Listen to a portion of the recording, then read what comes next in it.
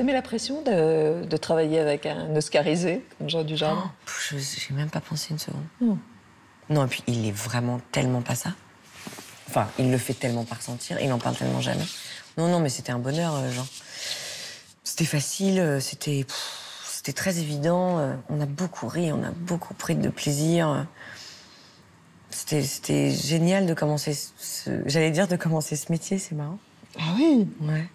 J'ai eu un peu le sentiment parfois de repartir D'études à zéro. débutantes. Mais souvent, hein. Souvent, quand on a peur, on a l'impression qu'on n'a rien appris et qu'on repart à zéro. J'ai souvent ce sentiment-là. Quand je commence un film en tant que réalisatrice, je me dis, est-ce que ce que j'ai fait avant, il reste des traces? Le premier jour de tournage, je me dis toujours, est-ce que je sais... est-ce que je vais réussir à expliquer ce que j'ai dans la tête? J'ai toujours l'impression, non pas de repartir à zéro, toujours, mais j'ai toujours peur, ça c'est sûr. Le jour où j'aurai plus peur... Vous avez un enfant, vous avez un fils, hein, Léo. Il vient sur les tournages? Il a quel âge? Là, il a 4 ans. C'était plus facile quand il était plus petit. Là, c'est pile l'âge où ça court partout. Vous l'élevez dans une certaine conscience de... Parce qu'on parle beaucoup, évidemment, aujourd'hui des rapports hommes-femmes, de la parité, de l'égalité. Comment vous allez tenter, justement, de lui inculquer toutes ces notions? C'est-à-dire qu'il faut qu'il me respecte, moi, déjà. S'il n'y a pas le respect de sa propre mère, c'est compliqué d'apprendre quoi que ce soit après. Donc ça passe par là. C'est très fusionnel, hein, 4 ans avec une maman. Mais le fait de voyager beaucoup, c'est intéressant. Je trouve qu'il est... D'abord, c'est un enfant qui voyage facilement et il a fait tout le documentaire demain, par exemple. Il a fait 8 pays, je crois. Je sais pas s'il se souviendra de tout, mais en tout cas, je l'ai emmené partout. Vous aimeriez en avoir un autre?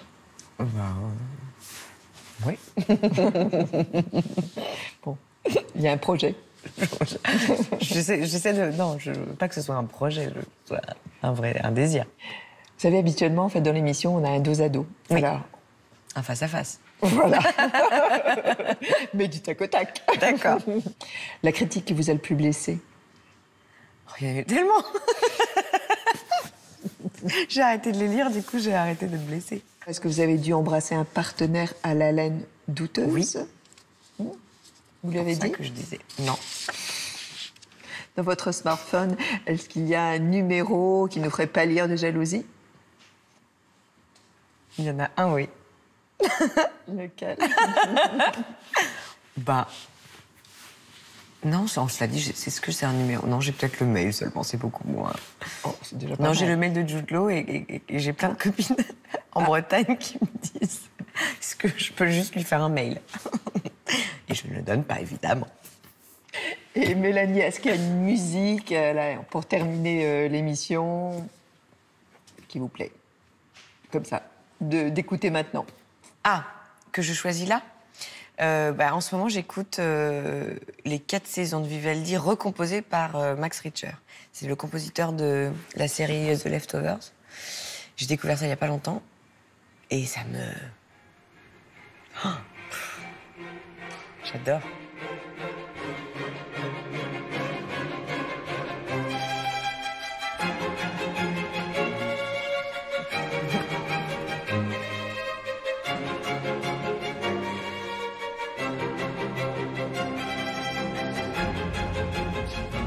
Vous êtes sensible à la musique? Vous écoutez de la musique en permanence? Ouais. Beaucoup quand je marche, quand je suis dans le métro, quand je suis... Ça vous met en joie? Ça me met en tout. Dans tous Oui, les dans états. tous les états. Surtout Vivaldi, les 4 saisons. C'est-à-dire, ça peut me mettre dans un état extrêmement mélancolique, comme ça peut me donner une patate de dingue. Bon, Je on suis reste sur la patate de dingue, Oui. s'il vous plaît.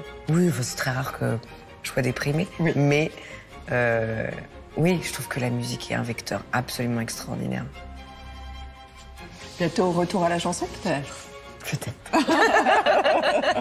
Elle en a des projets, Mélanie. Elle en a. Merci beaucoup. Merci.